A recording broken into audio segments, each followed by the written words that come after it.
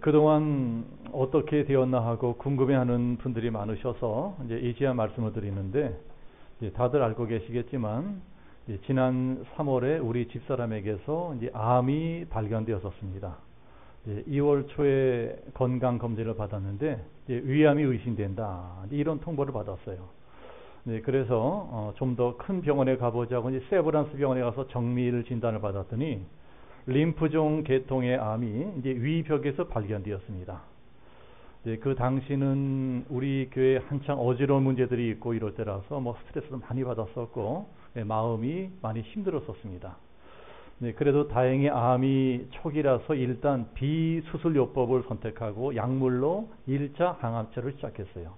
그러고도 별 차도가 없으면 방사선 치료를 해야 되고, 방사선 치료도 별 차도가 없으면 위 절제 수술을 해야 됐습니다.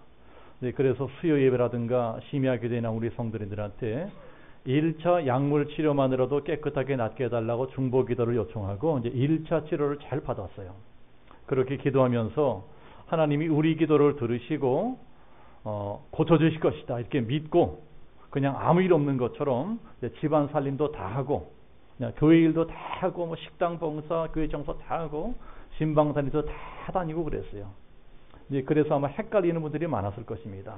우리 사모님이 암이 걸리시다는데 저 진짜 암 걸린 거 맞나? 그리고 얼마 전에 다시 2차 치료를 위해서 정밀 검사를 받았는데 놀랍게도 검사 결과 암 종양이 거의 다 사라진 걸로 나왔어요. 의사가 깜짝 놀라 축하합니다. 1차 치료만 이렇게 되는 건 극히 드문 일인데 암세포가 거의 다 사라져 버렸습니다 하고 정밀 검사 사진을 보여주는데, 위벽을 뚫고 나왔던 림프종 암 종양들이 제가 한눈에 보기에도 확연하게 모조리 사라져 버린 게 나왔어요. 아주 일부에 극히 조금만 남아있는 것이 보이는데 의사가 말하기를 이건 별 문제가 없는 것 같습니다. 그래도 석 달 정도에도 다시 한번 정밀 검사 해봅시다. 그렇지만 우리들은 이미 하나님께서 깨끗하게 고쳐주셨다고 믿고 있습니다. 할렐루야. 제 아내를 위해서 기도해 주신 것 감사드리고요. 앞으로도 계속 깨끗하게 완치할 수 있도록 기도해 주시길 부탁을 드리겠습니다. 오늘 읽은 성경도 그런 말씀이에요. 예수님께서 하는 어린아이의 병을 깨끗하게 고쳐주십니다. 참 생각해 보면 우리 인생에는 병이라는 것이 제일 큰 문제입니다. 남편이 속을 새긴다, 아무리 꼴보기 싫어도 그걸 극복할 수 있습니다. 사업이 망했다, 다시 돈 벌면 돼요. 직장에서 잘렸다, 다른 일자리 알아보면 됩니다. 그러나 내 몸에 큰 병이 걸렸다, 이건 진짜 심각한 일입니다. 다른 문제와는 비교도 안 될 만큼 큰 문제인 것입니다. 그래서 예수님께서도 공생애 3년 동안 하신 일 중에 가장 많이 하신 일이 병을 고쳐주신 일이었어요. 그만큼 병이라고 하는 것이 우리 인생의 제일 큰 문제라는 것입니다. 예수님께서는 육신의 병만 고치신 것이 아닙니다. 정신적인 병과 영적인 병, 영혼의 병까지도 같이 고쳐주셨어요. 꼭 몸이 병든 것만 병이 아닙니다. 정신적인 병도 무서워요. 문명이 발달하면 발달할수록 이 정신병 걸리들이 점점 늘어납니다. 요새 우울증으로 자살하는 사람들이 얼마나 많습니까? 정신병 걸려도 죽는 거예요.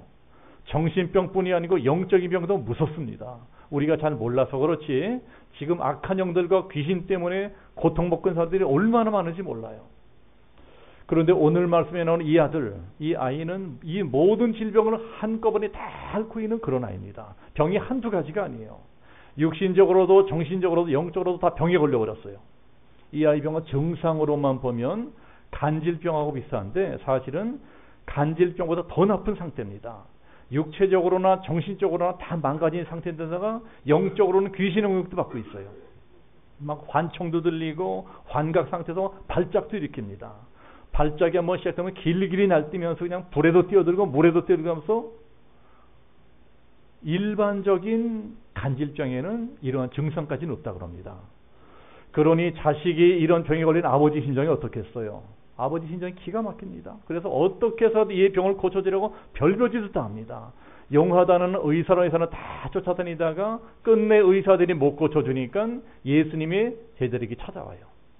또 예수님의 제자들이 못 고쳐주니까 이제는 예수님한테까지 직접 찾아왔습니다. 그런데 이렇게 예수님 앞에 찾아와서는 뭐라고 말합니까? 22절 보면은 그러나 무엇을 하실 수 있거든 우리를 불쌍히 여기서 도와주옵소서. 이게 무슨 말입니까? 이 사람이 하도 많이 속아서 그런지 이제는 예수님까지도 믿지를 못하고 있습니다. 당신이 과연 우리 아이를 고칠 능력이 있는지는 모르겠지만 그래도 만약 뭐라도 할 수 있으면 어떻게 한번 해보라는 거예요. 그러니까 예수님이 뭐라고 말씀하십니까? 23절 보면 할 수 있거든이 무슨 말이냐? 믿는 자에게는 능치 못할 일이 없느니라. 이 말씀에서 이 유명한 복음성가가 나왔습니다. 할 수 있다 하시니는 나의 능력 주 하나님. 이 복음성 여기서 나왔어요. 그러면 예수님이 왜 이런 말씀을 하셨을까요? 한마디로 믿음을 강조하시는 거예요. 믿음을. 우리 기독교만큼 믿음을 강조하는 종교도 없습니다. 믿음을 가져라. 믿음을 가져야 된다. 그러면 도대체 믿음이라는 게 뭐냐? 우리가 맨날 믿음 하는데 여러분 믿음이 뭡니까? 교회를 오래 다니신 분들도 막상 믿음이 뭐냐 물어보면 대답을 못하세요. 믿음이 뭐냐? 그냥 믿는 거지. 물론 우리 기독교는 특히 믿음을 더 강조합니다. 그러나 꼭 기독교가 아니더라도 사실 우리 인간이란 믿음이 없이는 한순간도 살아갈 수 없는 그런 존재들입니다. 여러분 오늘 버스 타고 오신 분들 계시잖아요. 우리 교회를 한번 생각해 보세요. 버스 타고 오실 적에 그 운전기사 운전 경력 확인하고 타셨습니까? 만약에 그 운전기사가 초짜였으면 어쩔 뻔했습니까? 우리 막내 아이가 그저께 친구 차를 타고 가는데 어떤 초보 운전자가 막 들이치는 바람에 3중 충돌사를 일으켰어요. 그래서 1초만 늦었어도 막 박살이 날 뻔했는데 겨우 살아났습니다. 초짜 운전자가 버스를 운전하면 어떻게 할 뻔했어요? 만약에 그 운전자가 자동차를 정비안해서 어떻게 할 뻔했습니까? 아니면 그 타이어가 불량 재생 타이어면 어떻게 할 뻔했습니까? 또 만약에 간밤에 밤새 술 먹고 골서진 사람이 어떻게 할 뻔했나요? 그런 것도 확인 안 해보고 버스 탄 사람들은 간땡이가 부은 분들입니다. 믿음이 좋은 분들이에요. 버스 말고 자가용 타고 온 분들은 마찬가지예요. 뭘 믿고 겁도 없이 차 끌고 왔습니까? 오시다가 밤새 술 퍼먹은 어떤 지덩뱅이가 헷가닥해서 중앙선 침을 들이박으면 어떻게 할 뻔했나요? 그러나 우리들은 이제 보통 그런 거 잘 생각 안 하고 그냥 믿고 탑니다. 믿고 타는 거예요. 그냥 믿고 버스 타고 오고 믿고 그냥 차 끌고 옵니다. 그러니까 이게 뭡니까? 믿음으로 여기까지 온 거예요. 또 여기 대부분은 최소한 통장 하나 이상씩 다 가지고 계실 거예요. 은행과 거래할 적에. 그런데 피 같은 내 돈 은행에 예금할 적에 은행장 이름 확인하고 예금합니까? 농협은행장 이름이 뭡니까? 국민은행 지점장의 이름이 뭡니까? 뭐 저도 몰라요. 그냥 하는 거예요. 그럼 은행장은 그렇다고 치더라도 내 돈을 받는 은행 직원 신분을 확인하고 돈 맡기나요? 이 인간이 그냥 딴 생각하고 내 돈 들고 튈 인간인지 어떻게 알아요? 우리들은 잘 몰라요. 저 사람이 누군지 모르지만 그냥 믿고 맡기는 겁니다.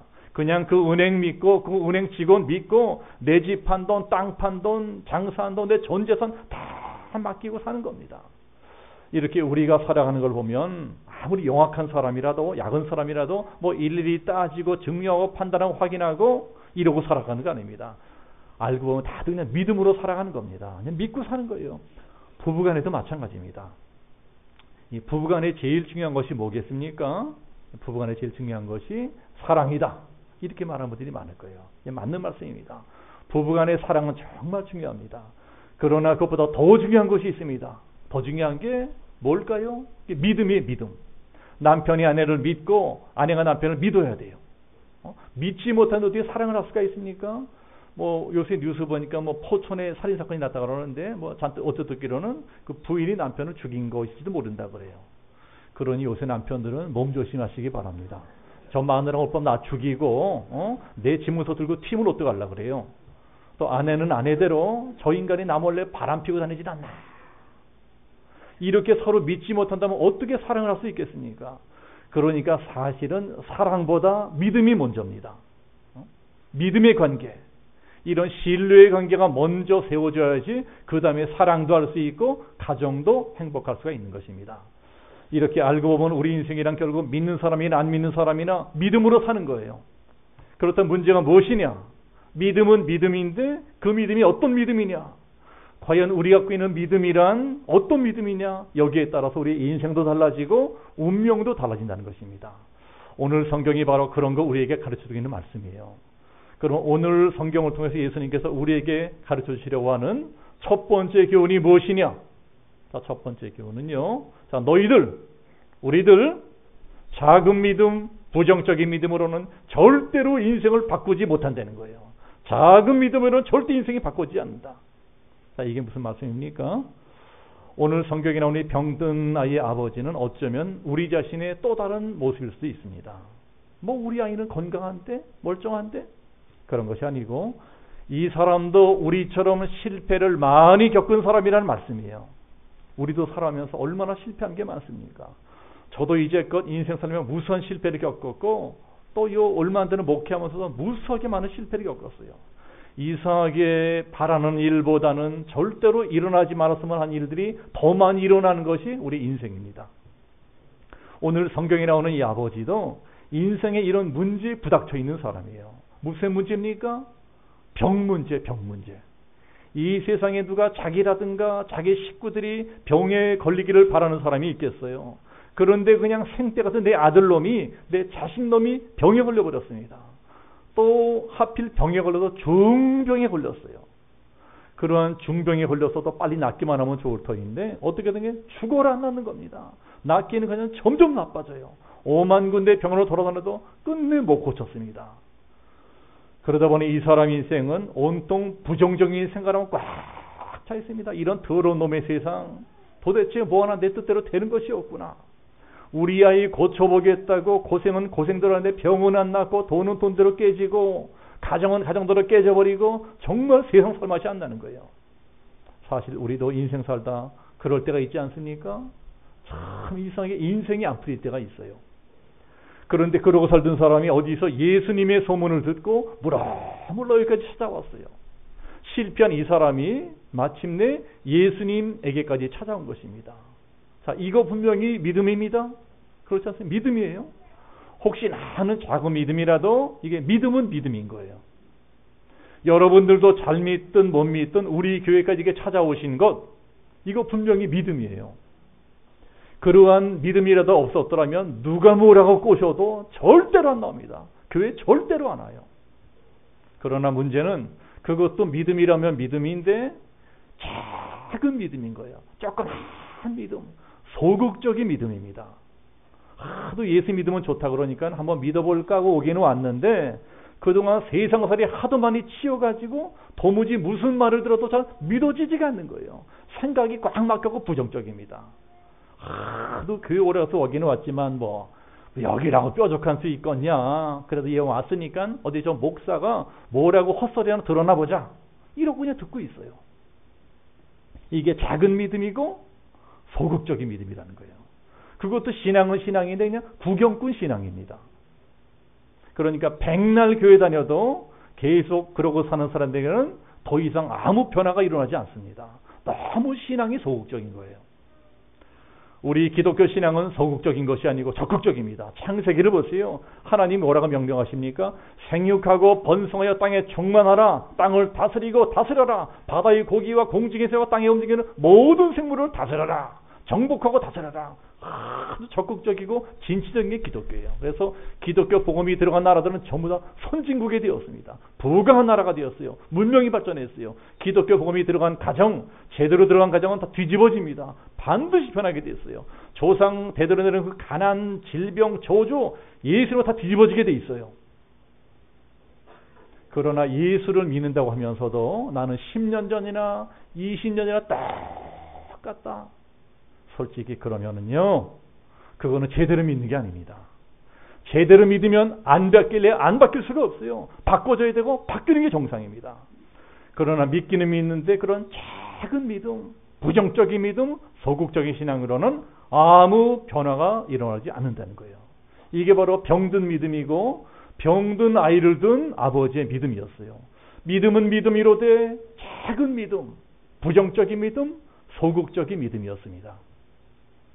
이 아버지가 삐딱한 믿음을 가지고 와서 먼저 제자들에게 고쳐보라고 합니다.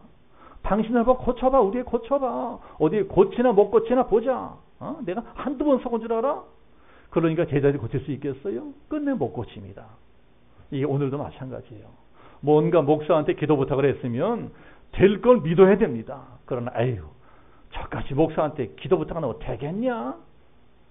그런 사람에게는 역사가 나타날 리가 없습니다. 잘도 고쳐지시겠어요? 그럼 어떻게 되겠습니까? 이것이 두 번째 교훈인데, 너희들 이왕 믿으려면 큰 믿음을 구해라.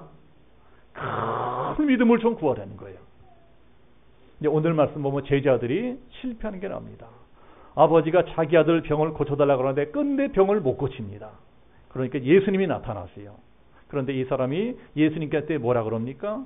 당신의 제자들도 못 고쳤는데 당신이라고 별 수 있겠느냐? 그러나 어디에 뭘 좀 할 수 있거든 한번 해봐라. 예수님이 이 사람을 딱 보시고는 바로 문제점을 파악하십니다. 너는 이게 문제로구나. 너는 믿음이 너무 작은 게 문제인 거야. 그럼 뭐라고 하십니까? 할 수 있거든이 무슨 말이냐? 믿는 자에게는 능치 못할 일이 없느니라.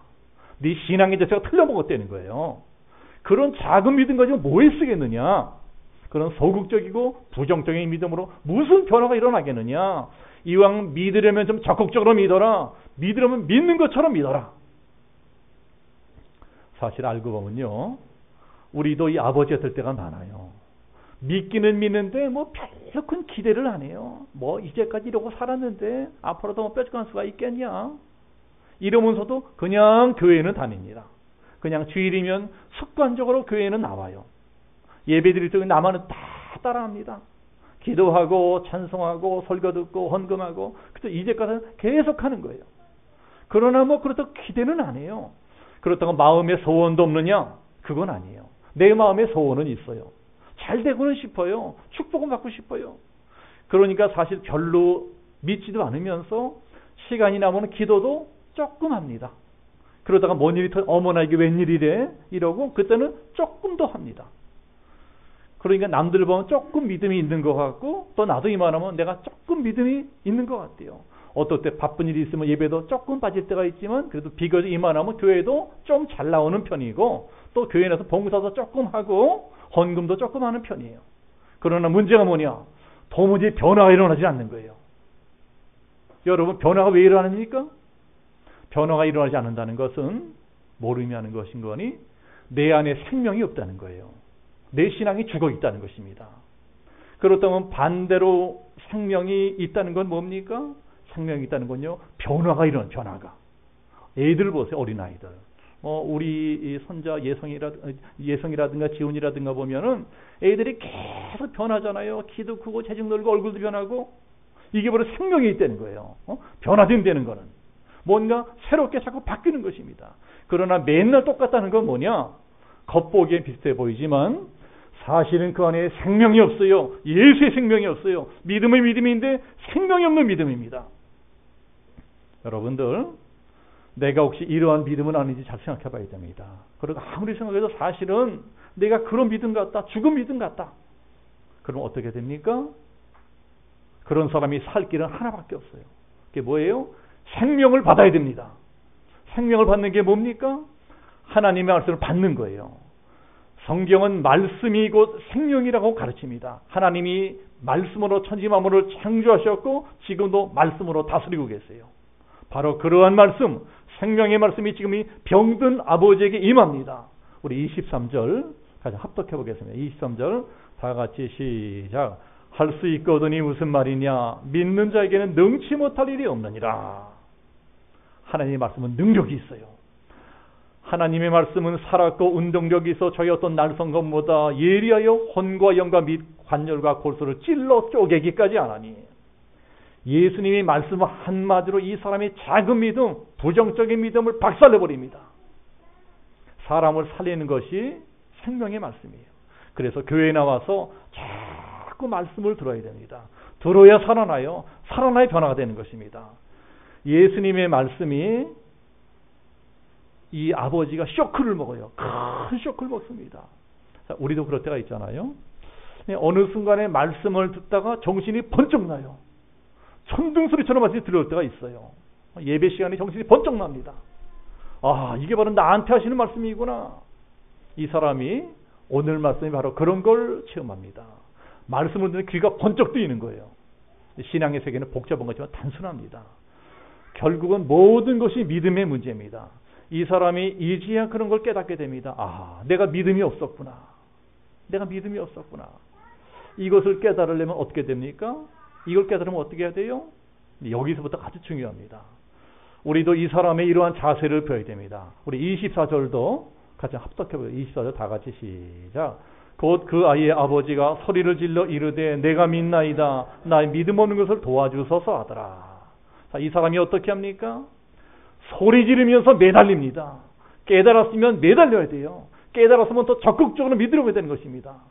그러나 보통 사람들은 대개 내가 믿음이 없구나 싶으면 슬그머니 꽁무니를 뺍니다. 교회도 떠나고 이래요.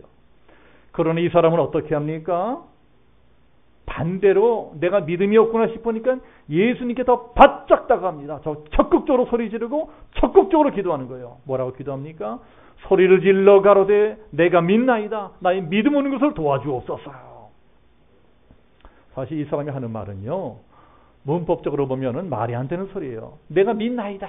믿는다고 하면서도 또 믿음이 없대요. 이게 뭔 소리예요? 그러나 말이 되든 안 되든 문법적으로 맞든 틀리든 이런 게 중요한 거 아니고, 믿고는 싶은데 믿어지지가 않는다는 거예요. 우리도 그럴 때 있잖아요. 믿고는 싶은데 믿어지지가 않아. 나도 큰 믿음이 있어야지 이 문제가 해결될 줄은 아는데 나한테 그런 큰 믿음이 없어. 그래 어쩌면 좋으냐는 거예요. 이게 내 마음대로 되냐는 거예요. 이게 우리한테도 얼마든지 일어날 수 있는 일 아닙니까? 그러니 도와달라고 하는 것입니다. 도와달라고 예수님 붙들고 늘어지는 거예요. 소리 지르며 기도하는 것입니다. 자, 우리 교회도 심야 기도회 같은 때는 주여! 큰 소리로 기도합니다. 그러나 기도할 적에 주여! 큰 소리로 기도한다고 흉보는 사람들도 있어요. 무식하게 저렇게 하나님이 알아듣냐? 양반처럼 점잖게 기도해야지 처음 보여 무주야! 이러. 그러나 제 생각에는 그러한 분들은 물에 한번 빠뜨려가야 돼요. 물에 한번 빠져보세요. 체면 차릴 거 있습니까? 사람 살려! 난리 날 거예요. 소리 지르고. 물에 빠져 죽겠네. 뭔 놈이 체면이 필요가 있어요. 기도할 적에 체면 따지는 분들은 죄송하지만 아직 고생을 덜 해서 그래요. 저 금식 기도원 같아 보세요. 멀쩡한 사람들, 그냥 대학 교수, 의사, 판검사, 국회의원, 근기업체 회장님들도 암 걸리고 부도나게 생겼으면요 눈물 콧물 짜면서 하나님께 도와달라고 기도하고 애걸복걸 합니다. 그 사람들 우리 다 무식해서 우리보다 가진 것이 더 그렇습니까? 그렇게 기도하는 것은 무식한 것이 아니고 아주 자연스러운 것이에요. 자연스럽다는 것이 무엇입니까? 이게 생명이 있다는 겁니다. 생명인 것들은 아주 행동이 자연스럽습니다. 우리들한테 생명이 있잖아요. 우리들은 자연스럽게 걸어다닙니다. 그러나 겉보기에 똑같이 걸어다니는 것 같아도 로봇. 이번에 우리 여름성경학교 때 저 창경협회 국립과학관 가니까는 로봇이 춤추는 게 나오더라고요. 로봇이 춤도 잘 춥니다. 근데 로봇이 추는 춤은 뭔가 까딱까딱 부자연스러워요. 생명이 없으니까 어색하고 부자연스러운 것입니다. 고상하게 기도하고 고상하게 믿으려고 하는 분들도 그런 거예요. 그건 고상한 것이 아니고 어색한 겁니다. 거북한 거예요. 자연스럽지가 않은 거예요. 그럼 자연스럽지 않다는 것은 무엇입니까? 그게 바로 생명이 없다는 것입니다. 그러나 생명이 있는 믿음, 그런 믿음을 가진 사람은 아주 자연스러워요. 슬플 적에는 소리내서 웁니다. 괴로우면 소리도 지르는 거예요. 급할 땐 매달려요. 필요한 게 있으면 떼도 써요. 애들 같대요. 얼마나 자연스럽습니까? 이 아버지가 지금 그러고 있는 거예요. 이제야 이 사람에게 일어난 생명이 들어갑니다. 말씀이 들어간 거예요. 생명의 말씀이 들어가니까 이제 눈물도 흘리고 소리도 지르고 매달리고 너무나 자연스러운 믿음, 살아있는 믿음, 그 어린애 같은 믿음이 되었어요. 자, 이것을 다른 말로 표현하자면 무엇일까요? 이제야 드디어 기적이 일어날 만한 믿음이 되었다는 거예요. 자, 우리들은 이것을 알아야 됩니다. 예수님이 아무한테나 막 기적을 일으켜주지 않습니다. 믿어지지 않겠지만요, 예수님이 기적을 못 일으킨 적도 많으셨어요. 예수님이 왜 기적을 못 일으키셨습니까? 퀴즈. 예수님이 왜 기적을 못 일으켜요? 정답은 안 믿으니까. 사람들이 안 믿어주니까 예수님도 기적을 못 일으키세요. 그게 마가복음 6장에 있습니다. 거기서는 아무 권능도 행하실 수 없어 다만 소수의 병인에게 안수하여 고치실 뿐이었고 저희의 믿지 않음을 이상히 여기셨더라. 예수님이요 권능을 행하지 못하세요. 예수님이 기적도 행하지 못하세요. 예수님이 정작 자기 고향 나사렛에서는 별로 기적도 못 일으키고 병도 못 고치세요. 왜냐? 사람들이 안 믿어주니까. 저거 저 목수의 아들 아니야? 저거 저 마리아의 아들 예수가 아니냐? 저거는 목수니까 뭘 하겠느냐? 이러고 사람들이 도무지 안 믿어주는 거예요. 아무리 예수님일지라도 사람들이 안 믿어지면 대책이 없습니다. 기적 안 일어나요. 예수님이 기적을 일으키신 분들은요 다 믿음이 있는 사람들이었습니다. 소경 바디메오도 그렇고 12의 혈루증에 걸린 여인도 그렇고 30년 된 중풍병자 다 마찬가지였습니다. 전기와 전기가 만나야지 습박과 팍 일어나고 전력이 발생을 합니다. 그런 것처럼 믿음과 믿음이 만나야 됩니다.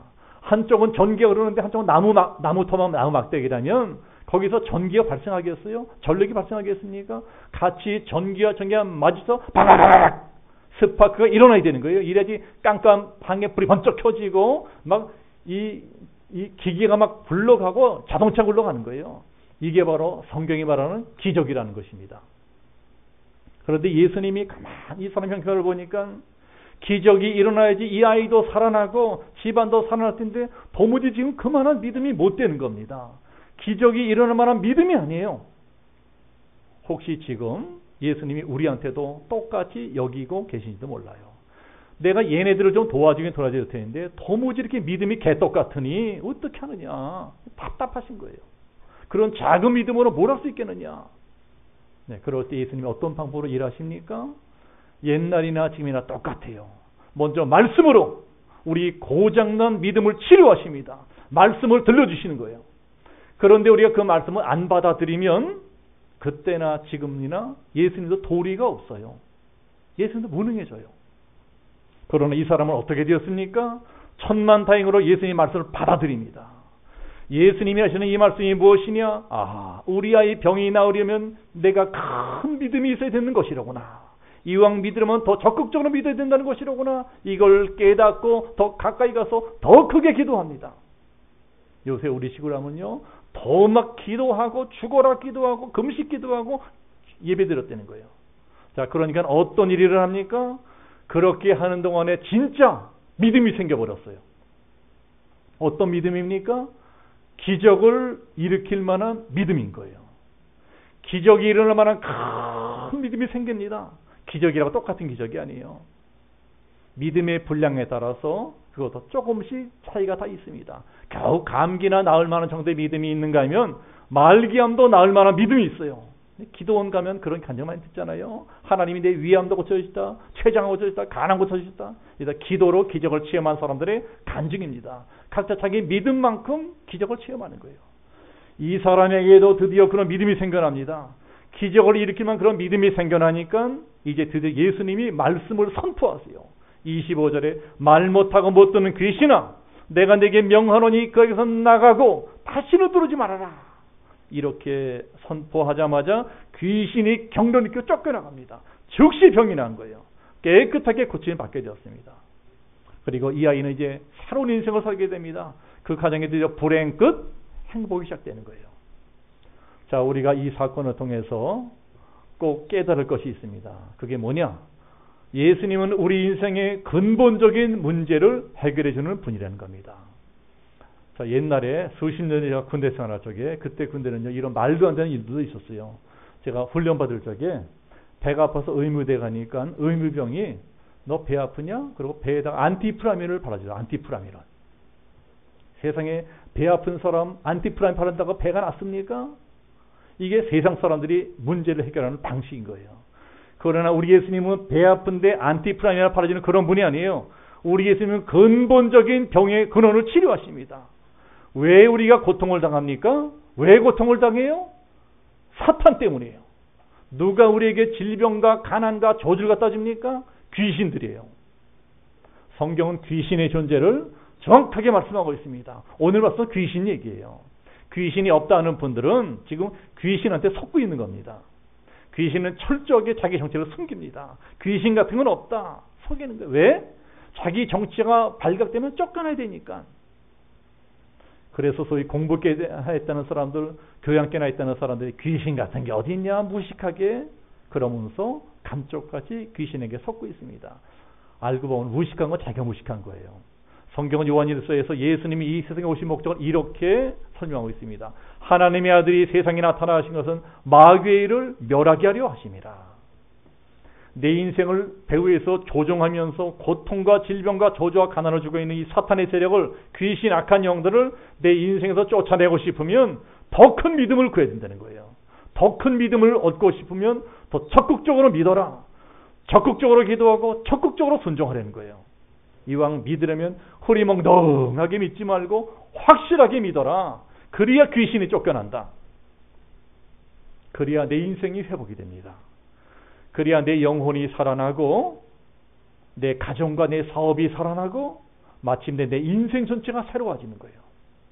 그러면 내 인생을 바꿀 만한 이러한 큰 믿음이 어떻게 생기느냐?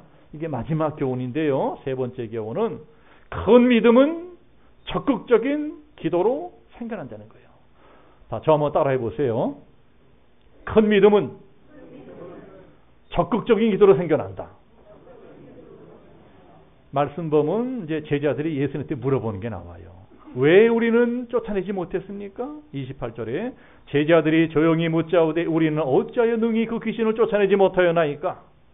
분명히 예수님은 제자들에게도요 귀신 쫓는 권세를 주셨어요. 마가복음 6장에 보면 실제로 제자들은 전도로 다니면서 귀신을 쫓아본 경험도 있습니다. 그런데 지금은 왜 귀신을 쫓아내지 못했느냐? 왜 쫓아내지 못했어요? 29절이 해답이에요. 우리 29절도 같이 한번 합독해 보겠습니다. 29절 다 같이 시작. 이르시되 기도 외에 다른 것으로는 이런 종류가 나아갈 수 없느니라 하시니라. 자, 예수님 뭐라고 대답하십니까? 문제는 기도라는 것입니다.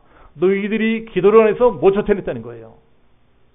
그런데 어쩌면 이 말씀을 듣고 제자들이 조금 억울했을지도 몰라요. 너무 억울해. 과연 예수님의 제자들이 기도를 안 했을까요? 정말 제자들이 기도를 안 하는 사람들이 있을까요? 그렇지 않아요. 제자들도 우리처럼 다 기도하는 사람들이었어요. 심지어는 예수님께 직접 기도하는 방법까지 배운 사람들이었어요. 우리가 하는 주기도문이 어디서 나왔습니까? 이 사람들이 예수님한테 가르쳐달라고 해서 예수님이 가르쳐주신 거예요. 하늘에 계신 우리 아버지요 이름이 거룩히 받으시오며. 이렇게 이 사람들은 주기도문도 좀 하고 새벽기도 좀 하고 심야기도 좀 하고 기도하는 사람들이었어요. 그런데 문제는 그 기도가 기적을 일으킬 만큼의 그러한 기도가 되지 못했다는 것입니다. 그저 겨우 자기 믿음 하나 지탱할 정도의 그러한 기도밖에 못 됐어요. 이 자리에 있는 우리도 마찬가지입니다. 여기도 그저 나 하나만 잘 믿는 분이 있을 수가 있어요. 나 하나는 잘 믿는 게 나 하나는 그냥 교회를 잘 다닙니다. 그러니 이게 전부가 아니라는 거예요. 내 가족, 내 남편, 내 아이들에게 영향을 미치려면 더 큰 믿음이 필요합니다. 그러니 그런 더 큰 믿음을 가지려면 어떻게 해야 돼요? 더 적극적으로 믿으라는 거예요. 더 적극적으로 기도해라. 더 적극적으로 전도하고 적극적으로 하나님의 일을 해라. 그저 나 하나 겨우 믿는 것만으로는 부족하다는 겁니다. 이 아버지가 그런 사람이었어요. 자기한테는 적어도 귀신한테 시달리고 병 걸리고 이런 건 없었어요. 그저 최소한 나 하나 지킬 만한 믿음은 있었습니다. 그러나 문제는 귀신이 자기가 아닌 자기 아들을 대신 공격합니다. 그러니까 속수무책으로 당하는 거예요. 그래서 아들의 고통이 내 고통이 되어버렸습니다. 아들의 인생이 파괴됩니다. 내 인생도 따라 파괴되어 버립니다. 나는 이만하면 믿음 생활 잘하니까 별 문제 없을 거 생각했는데 그냥 졸지에 사탄이 아들을 공격하니까 내 인생이 엉망이 되어버렸습니다. 자, 이런 게 이해가 되십니까? 자기 아들을 지키려면, 자기 아들을 구해내려면 더 적극적인 기도가 필요하고 더 큰 믿음이 필요했던 것입니다. 우리들은요, 이 말씀을 잘 깨달아야 됩니다. 겨우 나 하나 지탱하는 작은 믿음 가지고는 안 돼요. 겨우 나 하나 지탱하는 조그만 기도 가지고는 안 됩니다. 우리 주변을 둘러보세요. 내 기도를 필요한 분들이 얼마나 많습니까? 내 믿음을 필요한 사람들이 얼마나 많습니까? 겉으로 보면 다 멀쩡해 보이지만 내 부모, 내 형제, 내 가족 중에 귀신의 공격을 받는 사람이 얼마나 많은지 몰라요. 그러니 그저 나 하나 잘 믿는다고 방심하다간 언제 어느 때 이 귀신들이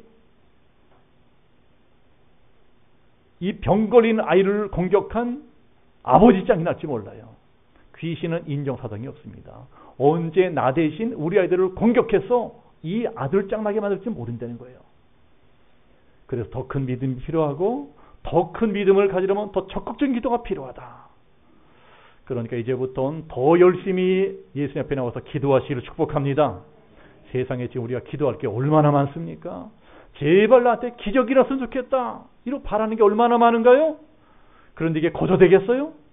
팔짱 끼고 구경한다고 거저되겠어요? 공짜 축복이 주어지겠어요? 정말 기적을 바라신다면, 정말 변화받고 싶으시다면 이제부터 더 큰 믿음을 구하시기를 축복합니다. 그런 믿음이 생기려면 어떻게 해야 돼요? 적극적으로 신앙생활을 하라는 것입니다. 더 적극적으로 기도하고 적극적으로 헌신해라. 이 자리에서 기도하다가 쉬고 계시는 분들이 계시다면 이제부터라도 다시 기도를 시작하시기를 축복합니다. 뭔가 내 마음에 간절한 소원이 있는 분들, 정말 사업도 잘 되고 가정 잘 되고 내 아이들 잘 되게 바라시는 분들은 아무리 힘들더라도 한번 새벽 기도라도 도전해 보시기를 축복합니다. 정 집이 멀고 직장에 못 나온다면 그 시간에 깨어서라도 한번 간절하게 새벽에 기도해 보라는 거예요. 이것이 바로 큰 믿음을 구하는 자세입니다. 나에게 큰 믿음이 주어져야 큰 기적도 일어나고 큰 축복도 받을 것이 아니겠습니까? 제가 오늘 하나님의 명을 받아서 분명히 가르쳐 드렸습니다. 이제 하고 안 하시고는 여러분들의 선택이에요. 오늘 하나님이 우리에게 명령하신 것이 무엇입니까? 너희들 이왕 믿으려면 시시하게 믿지 말고 큰 믿음을 구해라. 큰 믿음을 갖고 싶으면 적극적으로 믿어라. 적극적으로 기도해라. 그러면 반드시 기적이 일어날 것이다. 귀 있는 자는 들을지어다. 저희 한 주간도 이 말씀 붙들고 더 큰 믿음으로 승리하시는 우리 양주 명성교회 모든 성도님들이 되시기를 예수님으로 축복하며 기도합니다. 우리 함께 기도하겠습니다.